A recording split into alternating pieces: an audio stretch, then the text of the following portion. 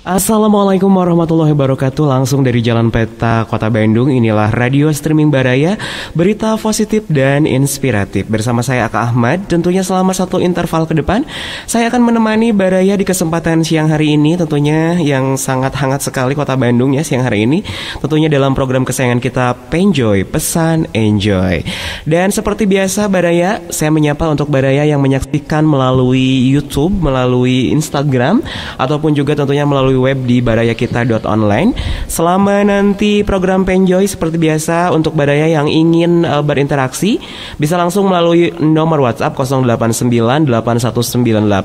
0898198332 ataupun juga bagi pengguna Facebook ataupun juga Instagram ataupun juga di YouTube, silakan Anda bisa langsung Baraya mengetikkan saja untuk pertanyaan ataupun juga ya pendapat, kritik dan saran dan lain-lain seputar pembahasan kita kali ini. Dan Baraya ini ada yang spesial di hari ini ya, di edisi hari Selasa tanggal 15 Desember 2020. Aka Ahmad gak sendirian ya. Hari ini Aka Ahmad ditemani oleh seperti biasa ya, narasumber matu narasumber matunya Penjoy. Dan juga alhamdulillah kita kedatangan tamu ya, tamu spesial ya. Spesial karena beliau ini ya banyak sekali nih, kalau Aka lihat di CV-nya luar biasa, Masya Allah tabarakallah ya. Banyak sekali pengalaman dan juga tentunya value-nya dari tamu kita hari ini. Tapi sebelum Aka kenalkan, Aka akan sapa dulu Ustaz Deden. Assalamualaikum Ude. Waalaikumsalam warahmatullahi wabarakatuh. Gimana kabarnya Ude? Gimana kabar Duta? Oh iya gak apa-apa. Sekarang Duta, itu udah jadi Duta. Alhamdulillah 30 besar. Oh dari ratusan peserta ya. Dan alhamdulillah kita nanti programnya insya Allah nanti kita main-main ke Baraya ya sama teman-teman yang lain. Siap. Di itulah Duta itu nggak usah disebut. Bukan Duta Sheila on Seven ya? Bukan. Gimana Samudra Quran udah nambah ini viewers? Alhamdulillah. Oh ada. Alhamdulillah ada. Ada giveaway lagi nggak? Belum enggak. Iya, mudah-mudahan selalu semangat udah ya. Amin, selalu sehat untuk kita semua nih Baraya juga yang mendengarkan dan juga menyaksikan program Penjoy. Karena memang ya kita lagi di masa pandemi kayak gini harus pintar-pintar menjaga kesehatan. Apalagi kalau misalkannya banyak sekali kesibukan. Ini seperti tamu yang satu ini nih kayaknya kesibukannya banyak banget gitu ya. Langsung aja Aka sapa. Assalamualaikum warahmatullahi wabarakatuh bersama dengan Kang Andri Ardiansyah. Waalaikumsalam warahmatullahi wabarakatuh. Ya, gimana Kang Andri ini kesibukannya? Ya alhamdulillah nyibuk-nyibukin diri aja. Walaupun gitu. Kebanyakan aktivitas sekarang banyakin di rumah malah ya. Oh gitu ya, karena memang lagi pandemi ya. Ya, walaupun gitu. Di rumah tapi coba produktif ya. Oke. Nah ini untuk Baraya ya, Kang Andri ini merupakan yang pertama adalah CRO Yoga Group, kemudian Head Unit Bank OCBC NSP, kemudian juga Senior Unit Manager Prudential, dan juga tentunya pimpinan cabang Al Badar Travel. Dan juga satu lagi beliau juga founder dari Sahams ya. Nah nanti kita akan ngobrol-ngobrol bersama dengan Kang Andri dan juga Ude, yaitu untuk tema kita kali ini temanya in English ya. I must be speaking in English, oke? Okay? Oh yes, jago bahasa Inggrisnya Kak nih. Kak, siapa pakai bahasa Inggris Kak? Ya biasa aja kalau bahasa Inggris mah nyapanya how are you? I am hungry. Oh, I am hungry. Kan? Ya gitulah. Yes I do, tukang es diadu. Ya tentang Islamic Economic Security Circle seperti apa dan bagaimana ya. Nah ini sebelum kita ke topik pembicaraan kita ini, saya mau tahu dulu, ini kan dari Islamic Economic berarti kan tentang perekonomian secara Islami. Begitu ya, syariah. Mungkin bisa dijelaskan dulu ini ke Baraya tentang perekonomian secara syariah atau Islami itu yang seperti apa nih? Oke, bismillahirrahmanirrahim. Ini Masya Allah ya, kalau judulnya sih bukan mau ngupas tentang masalah ekonomi secara berat, tapi kita ngobrol-ngobrol ringan aja. Justru kenapa kita pengen ngobrolin masalah Islamic Economy Security Circle ini, karena mungkin ada beberapa dari kita yang nggak paham nih konsep tentang perlindungan ekonomi dari sisi Islam itu seperti apa. Nah mungkin itu yang akan kita coba bedah. Walaupun mungkin obrolan kita karena terbatas, nggak akan kita bedah secara dalam ya. Kita cuma mengenal aja seperti apa sih konsep security Islamic dalam Islam itu. Nah, nanti kita akan ceritain apa sih yang namanya Islamic Economy Security Circle itu. Kita akan coba obrolin nanti akan. Oh, oke. Jadi apa namanya itu tadi ya, walaupun di waktu yang terbatas ini, tapi mudah-mudahan nanti Baraya bisa mengambil intisari dari pembahasan kita kali ini ya. Tapi kalau dari kini ke udah ya, kalau misalkannya di Islam sendiri tentang tata cara atau aturan berniaga ada begitu? Kalau bicara Islam itu kan syamil dan kamil ya. Jadi Islam itu agama yang sempurna menyeluruh. Bicara mengenai Islam tentu tidak hanya bicara mengenai aspek ibadah-ibadah ritual saja, sholat, ya, haji, kemudian baca Quran. Jadi Islam itu adalah agama yang membahas semua aspek, termasuk aspek iktisodiyah ya, aspek perekonomian, aspek siasa, aspek muamalah dan sebagainya. Sehingga kita sebagai seorang muslim dengan hadirnya narasumber kita di pagi jelang siang ini patut bersyukur karena beliau akan membahas sisi lain dari Islam, yaitu aspek perekonomian. Dan ini penting sekali apalagi di kondisi sekarang ya Kang ya.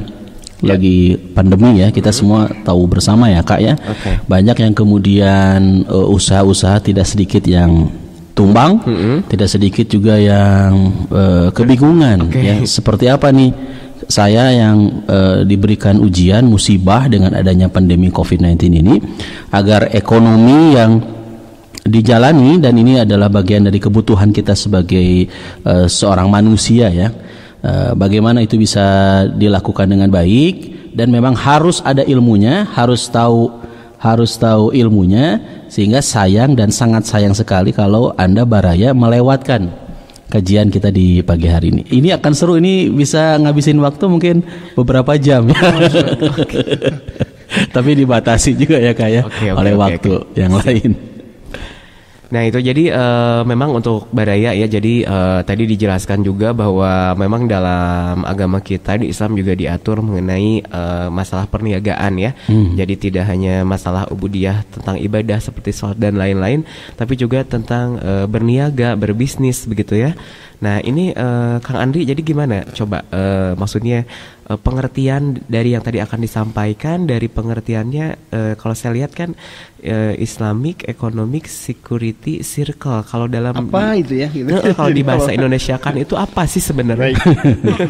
Kita coba bahas ya. Jadi seperti yang tadi diutarakan oleh Ustaz Deden nih, sebetulnya betul ini momentum ya buat kita semua. Ini terlebih mungkin ya kita juga harus menyikapi era perubahan dan era adaptasi, terutama di kondisi yang saat ini.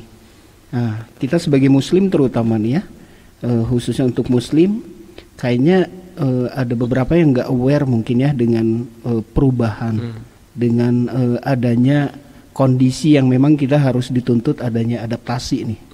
Ya, ngikutin zaman katanya gitu. Nah, kita pengen bicara tentang konsep Islamic Security yang ada dalam Islam, Islamic Economy Security Circle ini. Nah, tapi sebelum bicara itu, sekarang itu ada bahasan yang namanya Human Security. Nah, pernah dengar Kak Human Security? Belum. Kalau security saya biasanya taunya security pakai seragam, pakai seragam, jaga kantor, jaga tempat gitu ya. Security. Nah, ada yang namanya konsep human security. Jadi human security ini adalah satu paradigma baru yang muncul untuk memahami kerentanan global. Nah, konsep ini sebenarnya menentang gagasan lama bahwa keamanan itu sebatas keamanan militer. Jadi kalau dulu orang mengenal security itu betul, keamanan itu ya udahlah konsepnya militer aja ya, bagian jaga-jaga, bagian perang gitu ya. Nah, tapi ternyata sekarang paradigma itu udah berubah, udah bergeser. Nah, terbukti kalau dulu orang berperang itu mungkin harus nyiapin kekuatan militer, betul ya? Betul. Sekarang nggak kekuatan militer, orang berperang dengan politik, orang berperang dengan di sisi kesehatan, orang berperang mungkin dengan lingkungan, ya, bahkan masalah ekonomi juga. Nah, itu mungkin yang kita harus aware. Nah, itu yang namanya human security. Nah, konsep ini menyatakan bahwa rujukan yang tepat untuk keamanan harus berada di tingkat manusia. Kalau dulu orang bergantungnya ya udah, kita karena ada di satu negara, jadi negara akan jamin keamanan kita. Nah, konsep itu udah mulai bergeser. Jadi paradigma itu yang harus kita tahu, bahwa human security itu memang personal, bukan ngandelin lagi bahwa kita sebagai bagian dari masyarakat negara menjamin. Nah, mulai bergeser. Seperti itu, Kak. Jadi biar paham dulu alurnya nih. Oke, jadi Baraya, kalau misalkannya dulu orang berpikir bahwa keamanan itu hanya sebatas keamanan diri dan percaya bahwa ya udah negara akan memberikan keamanan gitu. Tapi kalau sekarang pengertiannya berubah ya, human security-nya jadi sekarang lebih kepada apa gitu ya, pastinya lebih kepada ekonomi kah, kesehatan kah, ataupun hal-hal lain dalam kehidupan kita yang pastinya banyak mengalami perubahan. Mangga silakan Baraya, barangkali ada yang mau istilahnya memiliki pandangan ataupun juga kritik, saran ataupun juga mungkin pertanyaan lebih mendalam tentang bahasan kita kali ini mengenai Islamic Economic Security Circle ya, seperti apa dan bagaimana. Nanti pembahasan ini baru hanya secuil ya. Baru mukadimah, pembukaan gitu kan. Baru mukadimah. Nah, kemudian tadi Kang tadi kan perubahan, mengalami perubahan. Ya. Ini perubahannya ke arah yang mana? Ke arah sektor apa? Oke. Jadi human security itu kalau ngelihat porsinya itu ya, ada yang namanya kita juga harus aware dengan politik ya. Jadi bahwa manusia itu harusnya dapat perlindungan dari sisi politiknya. Kemudian dari sisi jaminan konsumsi atau makanan ya. Kemudian lingkungan dan secara individu atau personal. Ada juga human security yang memang ruang lingkupnya dalam berkomunitas. Nah, karena manusia itu adalah orang yang memang diciptakan untuk sosial gitu ya. Untuk ada di lingkungan, nggak bisa sendiri itu manusia. Jadi itu pun harus dapat perlindungan. Ada juga human security yang bicara tentang konsep kesehatan, ya, dari sisi kesehatan. Nah, kita akan garis bawahi atau obrolan kita ada satu pembahasan perlindungan orang itu dari sisi ekonominya. Nah, jadi itu yang namanya human security. Nah, sekarang ketika human security ini ada, konsep ini ada nggak sebetulnya dalam Islam? Nah, konsep human security ini. Jadi kalau itu human security ini adalah satu konsep yang memang udah ditemukan oleh orang dan sekarang lagi rame nih pembahasannya. Karena mungkin ya tadi kita udah bilang ya. Dulu orang itu ngejamin bahwa keamanan dirinya itu, keamanan negara itu atau berperang itu dengan sistem militer segala macam. Sekarang kita baru ngerasain di kondisi pandemi seperti ini, perang ternyata orang nggak usah ya dengan senjata berat gitu, cukuplah dengan satu virus juga itu semua negara juga udah mati gitu ya. Takut jadi gitu. Udah bisa kolaps ya dengan itu. Jadi tadi itu ada lebih ke arah politik, sosial dan juga kesehatan. Ya. Betul. Udah kalau dalam Al-Quran atau dalam dalil sendiri di agama ada nggak yang benar-benar menunjukkan bahwa tentang perniagaan atau bisnis gitu? Tijarah, ya tentu banyak sekali ya kalau bicara mengenai bahasan mengenai tijarah. Salah satunya kalau Baraya buka di dalam Al-Quran, nanti dijelaskan juga oleh Kang Andri ya. Ada satu surat di dalam Al-Quran kalau kita ingin tijarah kita selamat, di dalam Al-Quran surat As-Soff. Ini sambil saya buka nih Kak ya. As-Soff ini surat ke-61 Baraya. Di ayat yang bisa Anda buka ayat 10, 11 dulu aja ya. Kata Allah, a'udzubillahi minasyaitonirrajim, ya ayyuhalladzina amanu hal adullukum ala tijaratin tungjikum min adzabin alim. Wahai orang-orang yang beriman, maukah kamu aku tunjukkan tijarah ala tijaratin, suatu perdagangan yang dapat menyelamatkan kamu dari azab yang pedih. Apa itu? Ayat 11 jawabannya, tu'minuna billahi wa rasulihi wa tujahiduna fi sabilillahi bi amwalikum wa anfusikum dzalikum khairul lakum in kuntum ta'lamun. Yaitu kamu beriman kepada Allah dan Rasulnya dan berjihad di jalan Allah dengan harta dan jiwamu, itulah yang lebih baik bagi kamu jika kamu mengetahui.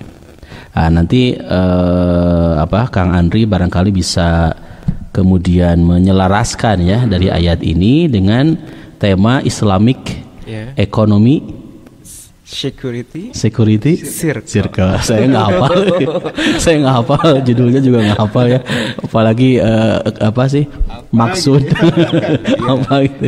Kita sedang mengorek-korek dulu nih betul. Dari pelan-pelan. Memang harus pelan-pelan karena ini kan penjoy ya, pesan enjoy ya. Jadi harus enjoy ini kan. Bahasanya jangan yang berat-berat, yang pelan-pelan, yang mudah difahami. Karena yang ngedengerin juga, masya Allah ya, banyak dari teman-teman yang saya kira butuh lah, apalagi materi ekonomi ini pasti semua betul perlu. Sekali. Termasuk juga saya juga butuh. Oh, gitu kan. Banget ya. Banget. Lagi kekurangan ekonomi ya. Bisa jadi. Ya itu tadi ya. Gitu Kang Aka ya, kalau bicara mengenai ayat Quran tentang tijaroh, karena pertanyaannya tijaroh nih Kang Andri. Itu bisa dibuka di surat As-Saff ayat 10-11. Jadi memang tadi sebagai bukti nyata kalau memang kita ini dalam agama Islam tidak hanya ibadah yang diatur, tapi juga tentang perniagaan dan lain-lainnya. Salah satunya ada di surat Asy-Syaff ayat 10-11 yang tadi dibacakan oleh Ude ya. Mudah-mudahan Baraya masih menyimak ini sampai dengan akhir, karena kita mulai melangkah ke step berikutnya nih. Kang Andri silakan kembali dijelaskan mengenai pembahasan kita kali ini. Oke, Masya Allah. Jadi kalau ngeliatin di Islam itu semuanya dibahas ya. Makanya kalau ada orang yang nggak berpegangan sama panduan Islam yaitu Al-Quran, ya kayaknya itu kita tersesat ya. Tadi ya, betul ya. Betul.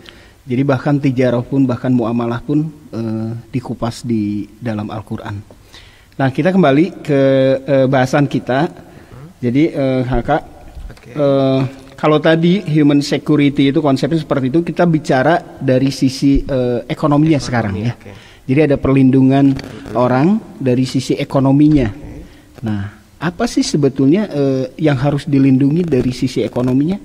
Jadi sebenarnya gini, ketika ada orang yang memang punya penghasilan, punya kemampuan untuk produktivitas, tapi suatu saat orang itu akan mengalami resiko bahwa produktivitasnya akan berhenti. Ya, jadi nangkap ya sisi resikonya seperti itu. Jadi salah satu hal yang perlu dilindungi dalam human economy security adalah kehilangan kemampuan menghasilkan atau produktivitas. Ada dua versi ya, dua perbedaan ya. Ada orang kehilangan pekerjaan, ada orang kehilangan produktivitas. Belum tentu orang yang kehilangan pekerjaan tapi tidak produktif. Nah, itu beda ya. Tapi ketika orang yang tidak produktif itu artinya apa sih? Nah, kita pengen jelasin. Jadi ada 3 dampak, 3 tingkatan orang itu kehilangan produktivitas. Ya, jadi ini kita bicara dari sisi ekonomis ya. Orang akan kehilangan produktivitas atau orang akan mengalami dampak resiko suatu saat ya. Karena kita bicara tadi human security ya. Nah, ada 3 tingkatan kehilangan produktivitas. Yang pertama adalah kehilangan produktivitas sementara. Nah, apa sih ini kehilangan produktivitas sementara? Jadi ada satu kondisi yang orang itu tiba-tiba nggak bisa bekerja dalam satu momen atau satu waktu. Misalkan kita karyawan. Karyawan biasanya kerja berapa lama sehari? 8 jam ya. 8 ya. Itu reguler ya dulu. Kalau sekarang karyawan malah ada yang di rumah gitu ya, santai gitu. Tapi ada orang yang memang karyawan misalkan dia dapat gaji dalam 1 bulan 10 juta misalkan ya. Ya 10 juta tapi tiba-tiba dia ada risiko sakit. Sakit, dirawat di rumah sakit dan mengharuskan dia mengeluarkan uang 10 juta. Nah, kira-kira apa yang keganggu itu? Ekonomi, arus kasnya berarti ya. Pendapatan 1 bulan dia yang 10 juta itu ternyata harus dipakai berobat, bayar ke rumah sakit. Nah, itu faktor dampak resiko orang kehilangan produktivitas tapi di level sementara. Ya. Nah, yang kedua, sekarang ada orang yang kehilangan kemampuan menghasilkan produktivitas di level yang berlangsung lama. Nah, kalau tadi yang keganggu di level sementara itu adalah arus kasnya, artinya putaran uangnya, siklus cash flow bulanannya keganggu. Nah, sekarang di level yang agak lama, kehilangan produktivitas berlangsung lama. Seperti apa misalkan? Seperti sakitnya rada serius nih. Sakitnya rada serius, sakitnya misalkan sakit yang membutuhkan perawatan lama. Seperti apa tadi biasanya sakit yang rada serius? Serius, stroke mungkin ya. Sakit hati bisa. Itu Sakit hati. perlu Angka kayaknya. perlu pengobatan serius loh. Iya, tapi Disakiti kan? semua sakit berawal dari hati dan pikiran. Betul. Apalagi disakiti sama Ahwat kan. Nggak jadi sama kita kan. Curhat sendiri nih. Jadi dari sakit hati jadi menjalar jadi sakit yang parah. Bisa jadi, betul. Poinnya utamanya itu ya. Kelihatan sih wajahnya. Ini baik-baik aja kok Baraya. Oh, baik. Baik-baik aja. Ini malah semangat banget. Jadi kembali. kehilangan produktivitas yang berlangsung lama betul. Salah satunya mungkin bisa dalam kondisi sakit kritis.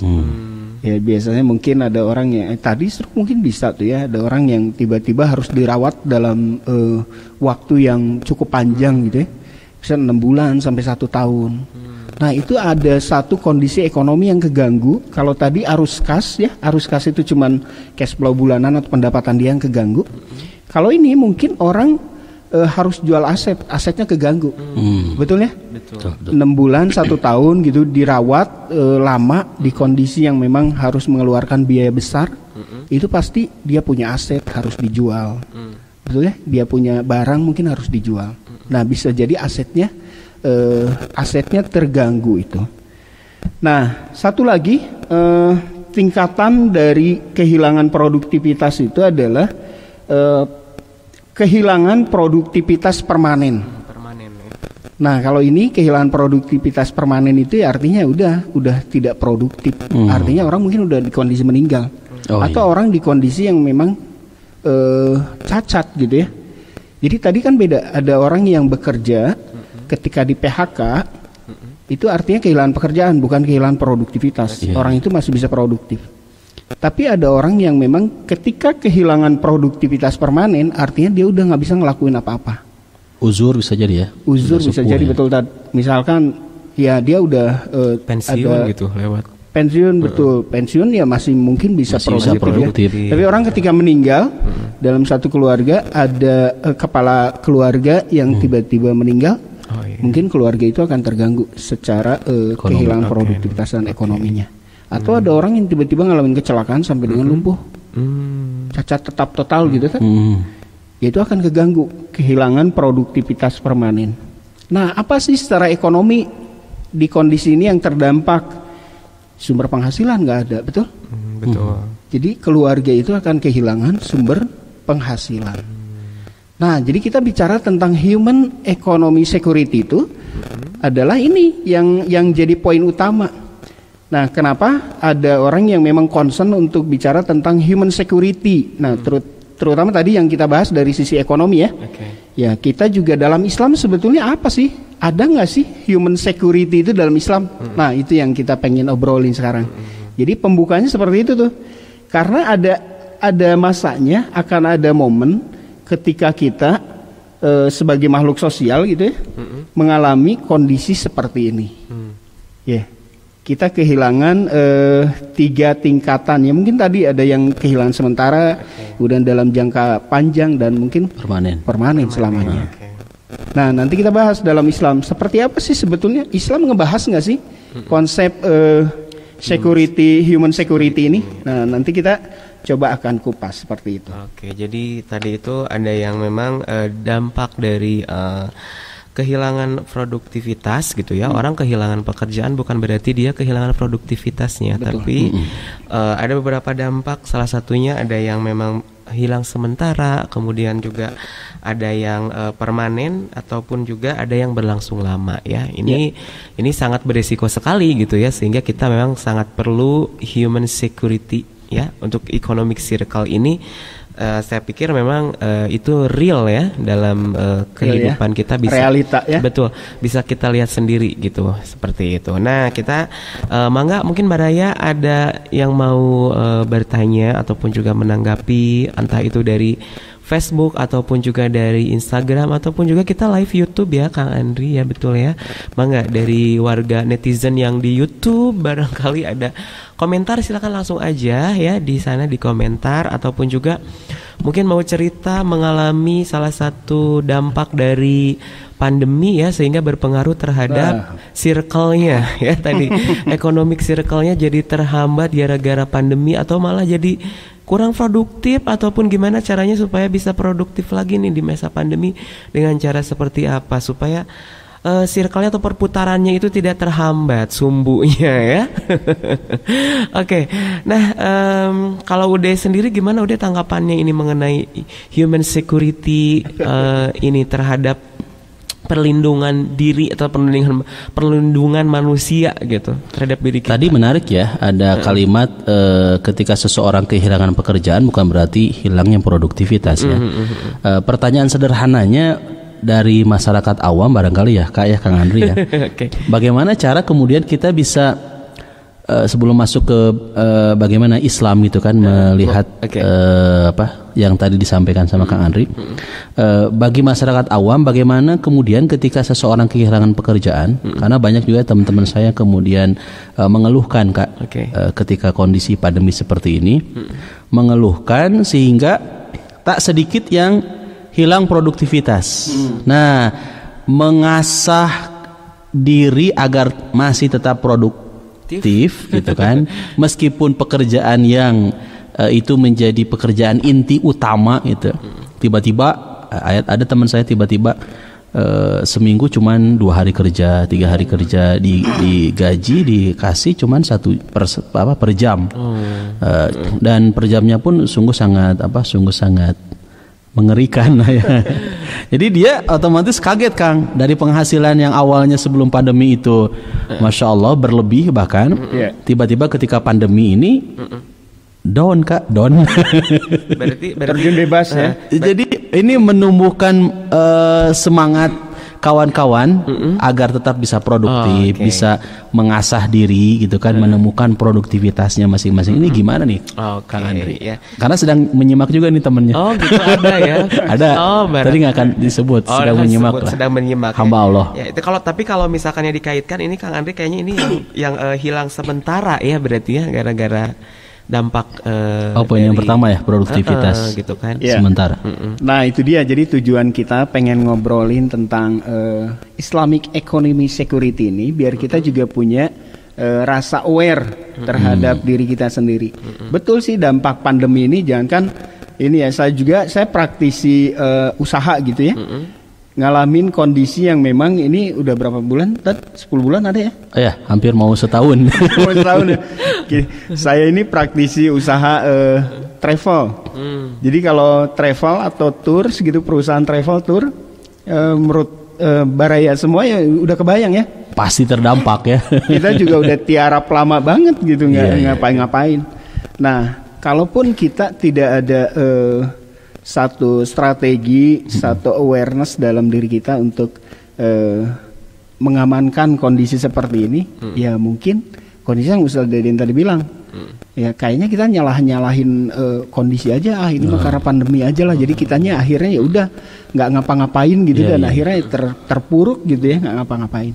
Tapi ada satu fenomena menarik gini Tad, di kondisi sekarang.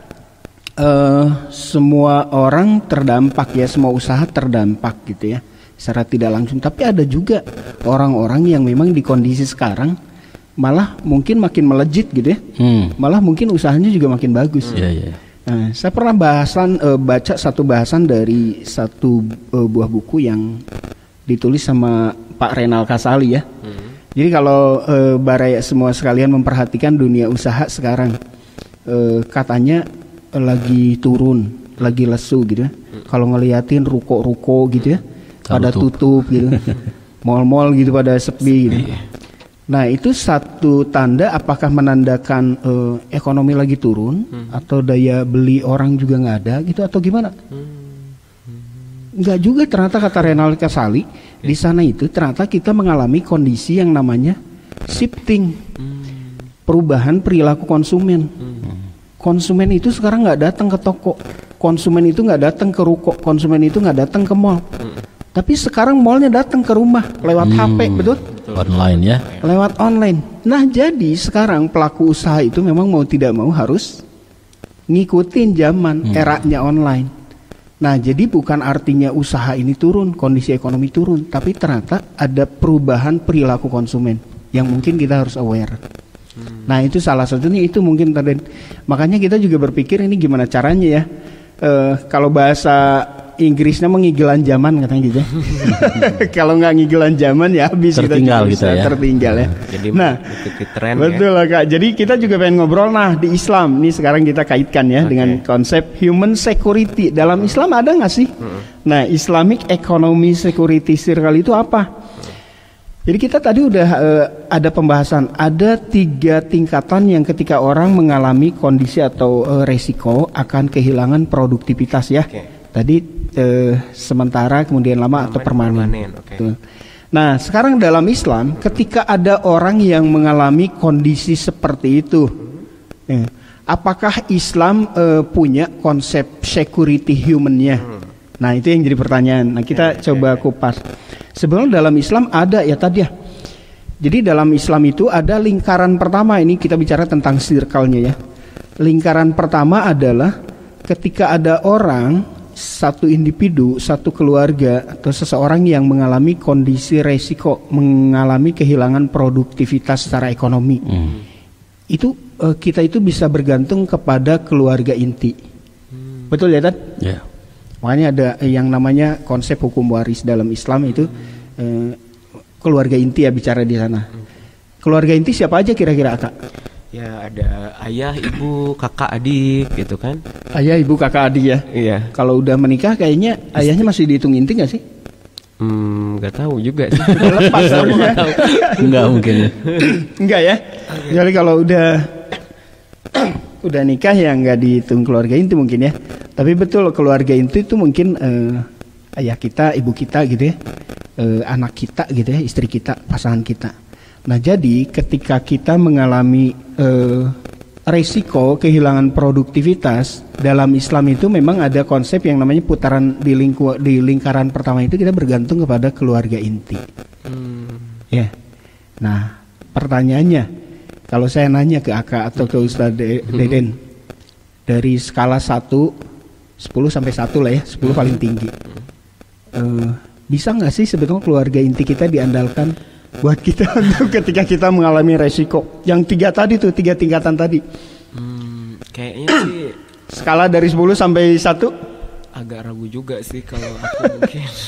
Tergantung juga mungkin ya. Iya, maksud itu karena setiap maksud itu kan punya permasalahan masing-masing gitu. Maksud itu bukan jaminan sih kalau menurut saya sih gitu. Ya. Permasalahannya apa Kak? Kenapa keluarga inti nggak bisa bantu kita? Ya karena kan mungkin kalau yang jadi tulang punggungnya kita, terus kitanya ya memang kita yang mengalami dampak itu, ya pasti kan emang sehari-hari yang kerja itu kita gitu. Jadi mereka juga dari mana? Karena emang ya tulang punggungnya kita gitu. Oke. Kalau betul sih kayak gitu. Itu ya. Jadi dari skala 1 sampai 10 angka berapa yang menggambarkan bahwa keluarga inti bisa dijadikan sandaran ketika 5 deh. Tadi kan berapa Tan? Aku 5 kayaknya. 10. Wah 10 bisa diandalin berarti ya. Itu diandalkan banget ya. Ya, karena kan kaya. Oh, kayak 7. Ya, mungkin di antara keluarga kita ada yang sultan gitu. 7 turunan ya. Ya. Oke. Ya betul. Jadi itu dalam Islam memang lingkaran pertama itu kita ngandelin keluarga sebetulnya. Cuma permasalahannya yaitu balik ke kita. Nah makanya kita pengen ngobrol seperti ini. Secara individu pun, bahkan secara bicara di lingkungan keluarga pun, ternyata mungkin awareness kita untuk menjaga human security dalam konsep Islam ini, kita juga kurang mempersiapkan nih. Salah satunya ya dengan menabung, betul ya. Ada satu hal yang memang kita kondisikan untuk menjaga ketika ada dampak seperti ini. Ya, ada simpanan yang mungkin keluarga juga punya hal yang bisa disisihkan. Investasi lah ya. Betul, investasi. Saya dulu praktisi orang yang bergelut di bidang finance ya. Jadi konsep ini juga kadang-kadang saya suka ceritain ke orang-orang ya. Ketika kita mendapatkan penghasilan, apa yang kita lakuin? Kak, gajian nih. Gajian taruh misalnya 10 juta, Kak. Ngabisin buat biaya hidup berapa, Kak? Ya, karena saya cukup hedon ya, jadi mungkin itu bisa habis. Tapi sebenarnya ya untuk biaya hidup mungkin 7 juta gitu. Per hari. Bulan. Oke, per hari. Per hari, Masya Allah ya. Per hari mah udah jet set banget gitu ya kayaknya. Aduh, per hari 10 juta luar biasa itu. Nah, betul Kak. Jadi ada orang yang lupa ketika mendapatkan penghasilan. Ya memang kalau dalam Islam ya udah sisihin ya buat infak sedekahnya. Itu utama di awal. Tapi ketika orang dapat penghasilan, orang itu kadang-kadang menabungnya itu di uang sisa, betul? Betul sih. Pengalaman pribadi betul. juga. Nah, itu mental kita tuh. Makanya saya juga sama. Saya udah lama banget ngalamin mental seperti itu. Ketika dapat uang, menabungnya itu nanti nunggu sisa. Padahal ada orang yang memang sekarang udah cerdas secara finansial. Ketika dapat penghasilan, dia sisihin 10%, bahkan kalau lebih bagus 30% gitu ya. Dia sisihin nabung karena porsinya kecil, tapi di atas dia posisinya, artinya prioritas. Sisa dari nabung dia pakai buat biaya hidup. Ya, bahkan kalau diskalain 70%, 60 sampai 70% itu buat biaya hidup karena porsinya harus lebih besar, betul ya? Nah, 30%-nya itu dibagi tuh. Ada yang 10%-nya tabungan, mungkin 20% investasi.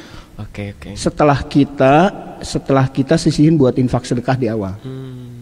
Nah, konsep seperti itu tuh mungkin kita kurang awareness. Makanya ketika kita bicara, bisa nggak sih keluarga inti dijadikan sandaran ketika ada resiko? Di keluarga kita pun mungkin belum tuh ada awareness seperti itu. Jadi itu ayat ceng-celengan kesaran gitu. Betul ya? Jadi ketika ditanya 1 sampai 10 skalanya berapa? Keluarga itu bisa dianalin. Ya mungkin ada yang jawab 3, 2, bahkan ada yang jawab 1 gitu. minus. Nah, itu lingkaran pertama, Kak. Jadi yang pertama itu tadi ya harus keluarga inti, betul. Keluarga inti gitu. Jadi mulai sekarang Baraya harus kita menabung ya, rajin harus menabung. Investasi. Ternyata benar ya, tadi sudah dijelaskan, akhirnya mata saya sendiri pun jadi terbuka ya. Terbuka dengan selebar-lebarnya.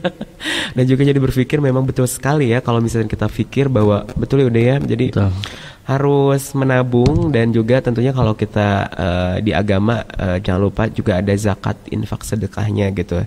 Ya memang betul tadi dikatakan Kang Andri, nabung mah kadang yang celengan mah receh gitu kan, dikumpul ke sesa gitu. Gitu. Kayaknya berat banget, mendingan beli ini deh gitu, beli itu deh gitu. Padahal kalau dibalik nabungnya duluan, pada porsinya nggak usah besar, 10% tapi nabung duluan. Jangan nunggu sisa mah ya mun aya ya tahu ya. Kalau nggak ada jadi akhirnya nggak disimpan. Nggak nabung ya. Oke. Jadi dan investasi penting ya Kang ya. Betul. Termasuk juga kita barangkali mempersiapkan dana-dana darurat ya Kang ya. Betul. Katanya kalau ekonomi yang baik tuh kita harus punya dana darurat, simpanan darurat minimal 1 tahun. Betul. Ya kalau lebih dari 1 tahun lebih bagus ya. Sehingga ketika terjadi seperti kondisi sekarang adanya wabah, kita nggak kaget gitu karena ada dana darurat yang disiapkan gitu. Jadi katanya itu juga belum dipraktekkan. Betul. Jadi kita pengen awareness, pengen ngasih informasi seperti ini karena kita juga sebagai muslim, terutama bicara muslim ya, harus cerdas secara finansial. Karena ternyata human security dalam konsep Islam itu ya ternyata ini. Jadi secara panduannya ini Islam mandu dulu nih bahwa ternyata di lingkaran pertama ini kita harus settle, harus kuat. Nah artinya apa? Secara individunya harus finansialnya harus cerdas gitu. Jadi jangan artinya setiap bulan punya penghasilan, tapi ternyata CFD gitu, nggak gantung kemana-mana. Oke. Siap, mulai sekarang rajin menabung ya, insya Allah. Ya, aku mau menabung insya Allah ya, lebih rajin lagi. Menabung sih sudah, tapi lebih rajin menabung begitu ya. Lebih rajin.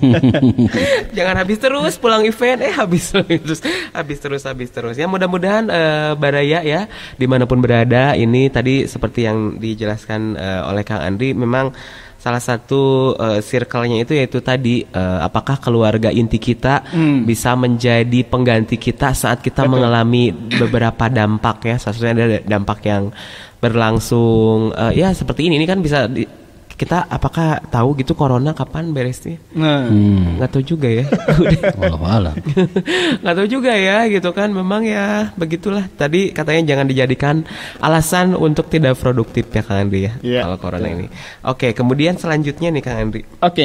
Kalau tadi lingkaran pertama itu kita bergantung kepada keluarga inti ya. Keluarga inti tadi udah disebutkan siapa aja, gitu udah kebayang ya. Nah, dalam Islam ternyata ketika satu individu atau personal itu mengalami kehilangan produktivitas karena terjadi resiko, ternyata kita bisa bergantung kepada keluarga besar. Nah, kita ada kan keluarga besar ya, tidak hanya ibu bapak aja. Kira-kira pemahaman keluarga besar menurut Aka apa Kak? Tidak hanya siapa aja? Ya ada mungkin kakek, nenek, gitu, adik kita, gitu kan, kakak, gitu kan. Paman, gitu ya. Ya intinya keluarga besar dari kedua belah pihak ibu dan bapak, gitu ya. Nah, keluarga besar ini kalau dalam ini lingkaran kedua ya setelah keluarga inti. Nah, pertanyaannya sih sama sih sebetulnya. Kalau kita terjadi ada risiko dari skala 1 sampai 10, kita bisa nggak sih ngandelin keluarga besar? Ini makin agak sulit juga ya, udah ya. Tantangan lagi nih, ayo jawab. Udah sekarang yang jawab, coba. Skalanya berapa dari hitungan skala 0 sampai 10? Ya jangan. Bisa diandelin? Jangan. Kadang kita juga pinjam uang juga belum tentu kasih ya, gitu kan. Kalau dijawab nanti dianggap curhat. Enggak apa-apa. Enggak apa-apa ya. Sedih kan? Betul.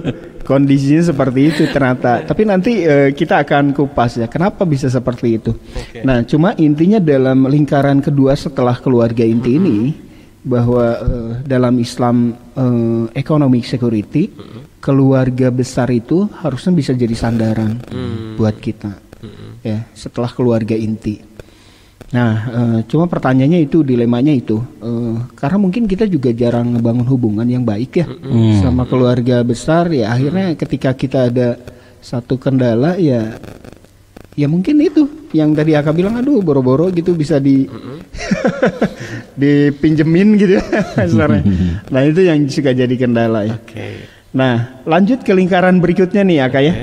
Lingkaran berikutnya dalam Islam Economic Security Circle itu ada yang namanya konsep zakat, infak, sedekah. Jadi lingkaran ketiga ini adalah bisa dijadikan sandaran buat ketika ada orang yang mengalami kehilangan produktivitas dalam konsep ekonomi ya. Ini zakat, infak, sedekah. JIS. Nah. Tapi pertanyaannya, mungkin Aka juga sering lihat ya. Contohnya seperti apa sih ada orang yang dibiayain sama zakat, infak, sedekah gitu? Ya tadi Dan mungkin aktivis juga ya. Ada orang yang sekarang ngalamin kondisi yang butuh bantuan, tiba-tiba dipiralkan di medsos, betul ya? Satu lembaga tiba-tiba memviralkan mencari orang yang mau donasi zakat, infak, sedekah lewat zakat, infak, sedekah atau mungkin konsepnya. Tiba-tiba banyak orang yang masukin sumbangannya. Donasi, betul ya? Pertanyaannya kalau kita ngalamin resiko seperti itu, mau nggak kita diviralkan dulu? Ini diwawancara gitu ya? Iya diviralkan, mau nggak diviralkan dulu baru ternyata karena kita butuh bantuan donasi. Oh iya harus. Rasanya enggak, betul ya? Ya kayak bikin web gitu yang. Betul. Rasanya buat kita enggak lah ya gitu ya. Betul. Jangan sampai lah kita ngalamin seperti itu ya. Mengalami hal kayak gitu. Tapi ternyata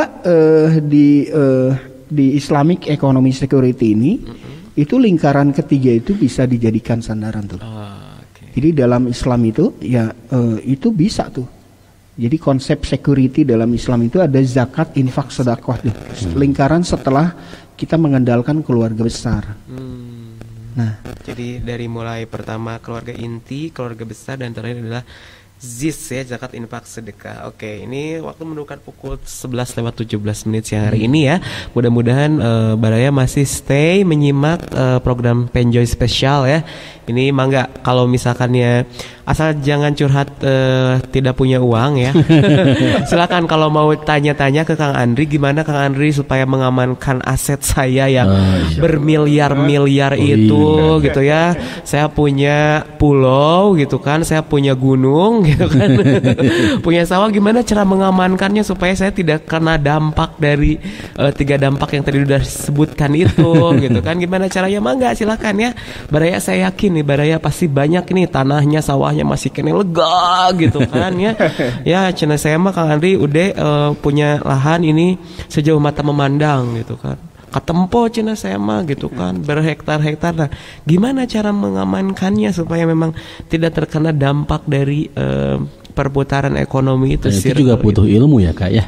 Ini luar biasa banget nih hari ini. Jadi kita jadi tahu gitu ya udah ya dampak-dampak yang akan kita dapatkan ketika kita tidak produktif gitu ya. Nah kemudian Kang Andri ini ada selanjutnya lagi. Oke. Jadi tadi udah ada 3 ya. Jadi lingkaran pertama keluarga inti, lingkaran kedua keluarga besar, lingkaran ketiga ada yang namanya konsep zakat, infak, sedekah. Okay. Nah lingkaran luarnya lagi ada yang namanya wakaf. Ya. Jadi ternyata wakaf ini dalam Islam memang menjadi hal atau menjadi satu konsep yang memang secara individu bisa diandalkan ketika orang mengalami kondisi seperti ini. Mungkin ada orang, kalau dulu orang mengenal wakaf itu apa sih, Aka? Wakaf sih kalau yang aku tahu ya kayak orang memberikan donasi terus ya dibelikan satu barang gitu, terus misalkan ya atau peralatan untuk ibadah di masjid kayak gitu. Tapi nggak tahu kalau lebih lengkapnya mungkin udah tentang wakaf itu apa sih? Kayaknya kita pernah bahas juga dulu. Sebetulnya istilah wakaf ya yang tepat itu ya udah nggak asing kalau kita sering baca Quran kan. Ada wakaf, ada wasol ya. Bilangnya wakaf gitu. Pasnya sih wakaf. Cuman kalau di bahasa Indonesia kan wakaf ya. Okay. Jadi kalau baca Quran itu kan kita sering dengar kata wakaf ya. Wakaf itu artinya berhenti.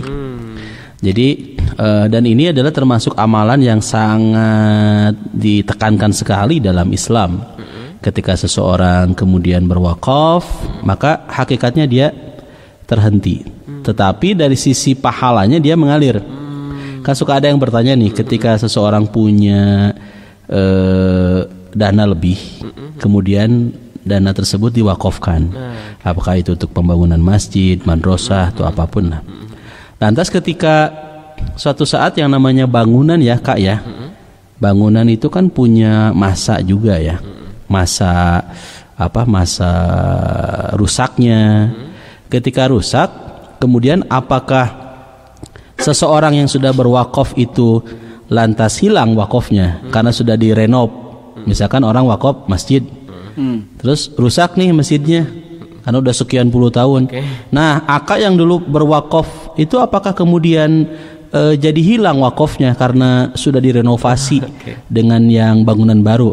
Nah, jawabannya tidak. Kenapa? Karena sudah memang sudah terhenti dalam arti jangan pernah kita takut ketika wakaf kita diberikan, jangan pernah takut wakaf itu akan hilang dari apa yang sudah kita keluarkan. Karena wakaf itu kan amalan yang sangat mengalir ya, amalan yang sangat baik, yang jariyah ya. Ketika kita sudah meninggal pun akan terus menerus pahalanya kita dapatkan. Nah, dulu kita mengenal wakaf ini kalau pemikiran orang-orang lama ya, terus saya jadi generasi lama ini. Jadi orang mengenal wakaf itu ada satu tanah yang dijadikan identiknya tanah wakaf itu dijadikan kuburan, betul? Iya. Yang kedua identiknya dijadikan masjid. Betul? Dua aja konsep seperti itu. Umumnya ya. Umumnya betul konsep wakaf. Tapi ternyata wakaf itu ya apalagi kalau dikaitkan dengan pembahasan ini ya, ternyata wakaf itu bisa dijadikan sandaran ketika orang mengalami kehilangan produktivitas. Ada orang yang memang sekarang misalkan ya kehilangan orang tuanya, atau ada orang yang memang memasukkan anaknya ke sekolah, salah satu sekolah bagus, dan sekolah itu menggratiskan sebagian murid-muridnya untuk dibiayai gratis biaya pendidikannya. Karena ternyata ada dana wakaf produktif dari sekolah. Karena sekolahnya itu jadi lahan wakaf produktif. Jadi akhirnya bisa membiayai anak-anak untuk bersekolah secara gratis. Nah, itu konsep contoh bahwa wakaf itu memang bisa dijadikan sandaran dari secara konsep ekonomi security. Ya, jadi wakaf di lingkaran yang berikutnya setelah zakat, infak, sedekah adalah wakaf. Dan sekarang memang sudah mulai ya Kang Andri ya tumbuh pesat juga yang namanya wakaf produktif itu ya. Betul. Ada yang dalam bentuk usaha, ada yang memang punten ya dulunya dia mustahik penerima zakat.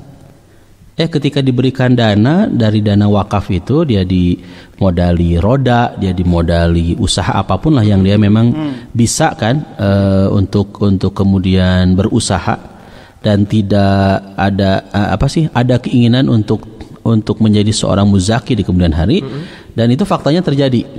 Awalnya dia mustahik penerima zakat, masya Allah ya, beberapa tahun kemudian ketika dia diberikan dana dari lembaga zakat itu berupa wakaf produktif lewat usaha gitu kan dan sebagainya, ternyata kisahnya menjadi muzaki yang kemudian dia jadi bukan menerima tapi memberikan zakat dari apa yang kemudian dia dapatkan. Nah, termasuk wakaf produktif juga yang kemudian tak kalah menariknya adalah wakaf Quran. Sekarang banyak juga kemudian bertebaran ya di tengah-tengah kita, dan itu saya kira adalah di antara sekian banyak wakaf yang bisa menjadi pilihan juga untuk baraya ya, agar amal kita terus ngalir gitu. Gitu. Oke. Nah, Kang Andri ada lagi tidak ini lingkaran yang berikutnya? Setelah lingkaran wakaf ya, ada satu lingkaran terakhir nih, circle terakhirnya itu adalah komunitas. Komunitas. Jadi berjamiah. Nah, ternyata dengan berjamiah ini itu konsep secara jaring pengaman ekonomi atau jaring pengaman secara human security itu di Islam itu lingkaran terakhir itu adalah komunitas atau jamiah. Makanya kita juga memang untuk berjamiah ini ada ininya tadi ya, anjurannya ya. Iya. Apa tadi dalilnya? Dalilnya surat As-Sof deui orang bukawanya. As-Sof ayat 10-11. Awal-awal enggak. Ini sekarang yang awal-awal. Dalil untuk kita berkomunitas. Berjamiah. Organisasi mungkin. Nah, termasuk juga di surat Ali Imran ya Kang ya. Yaitu wa'tasimu bihablillahi jami'an wala tafarraqu. Termasuk di surat As-Sof nih, surat 61 kalau dibuka ayatnya. Nah, Akang mah udah hafal, saya mah belum hafal, makanya saya buka Al-Qur'an. Ayat keempat ya. Innallaha yuhibbul ladzina yuqatiluna fi sabilihi shaffa ka'annahum bunyanun marsus. Sesungguhnya Allah mencintai orang-orang yang berperang di jalannya dalam barisan yang teratur. Shaffa, ka'annahum bunyanun marsus. Mereka seakan-akan seperti suatu bangunan yang tersusun kokoh. Masya Allah. Jadi memang panduannya udah ada ya tadi ya. Betul. Nah, ternyata komunitas ini jadi lingkaran terakhir untuk dalam Islam. Ketika orang mengalami faktor resiko, ternyata kita bisa bergantung kepada komunitas. Pertanyaannya komunitas seperti apa yang memang kita juga masukin. Jadi pandai-pandailah sekarang berkomunitas ya. Makanya ketika ada satu komunitas yang memang aware dengan konsep perlindungan untuk membernya gitu ya, untuk jamiahnya. Nah, itu udah bagus tuh berarti komunitas. Nah, makanya dulu dikenal dengan konsep baitul mal ya. Dikenal dengan konsep tabaru gitu. Dalam Islam itu kalau dikupas ini panjang ya pembahasannya, cukup ini. SKS kayaknya. Gitu.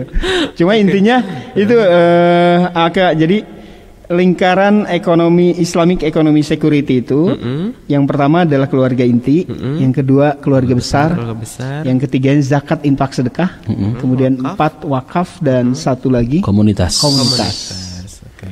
Nah jadi itu ini udah di penghujung waktu, tak terasa pembicaraan kita udah di penghujung waktu, di penghujung acara ya di Penjoy kali ini. Terima kasih untuk Baraya yang menyaksikan dari awal sampai dengan akhir tentunya di siang hari ini ya. Dan ini secara kesimpulan mungkin dari Kang Andri mengenai pembahasan kita kali ini seperti apa? Ya, jadi kalau bisa bukan disimpulkan ya, maksudnya kita juga ini kita ngajak obrolan santai ini buat kita sama-sama aware bahwa ternyata kita juga harus cerdas secara finansial ya, karena dalam Islam juga konsep human security ini Islam udah mengatur lebih dulu sebetulnya. Walaupun sekarang lagi rame gitu ke pembahasan konsep human security, Islam udah lama gitu ya punya konsep human security. Jadi kesimpulannya adalah yang pertama buat kita sebagai Muslim, yuk sama-sama cerdas finansial. Karena di level individu dan keluarga rasanya itu juga untuk cerdas finansial kita juga ada anjurannya ya. Yang keduanya juga saling jaga hubungan baik ya dengan lingkaran terbesar tadi kita ya, selain keluarga inti kemudian keluarga besar. Jadi hubungan baik, silaturahim, makanya ada penjelasan silaturahim membuka pintu rezeki. Nah, kayaknya nyambung kalau dengan konsep tadi. Betul. Yang ketiganya adalah sama-sama memiliki kesadaran menunaikan zakat, infak, sedekah. Kita kadang berharap untuk dikasih dari zakat, infak, sedekah.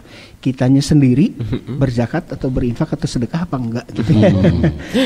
Kemudian sama-sama mewakafkan harta terbaik yang dimiliki sebagai sedekah jariah yang produktif. Artinya itu dia, karena amalan orang itu akan terputus ya, tapi sedekah jariah itu ngalir sampai dengan kita nggak ada nanti. Betul ya, Tan? Betul. Itu aja paling. Oke, udah keren banget. Ini mahal banget ini narasumbernya, Kak. Ini kalau Akal lihat di Instagramnya harusnya berbayar loh. Ada kelasnya nih, 50.000 per orang. Ada kelasnya.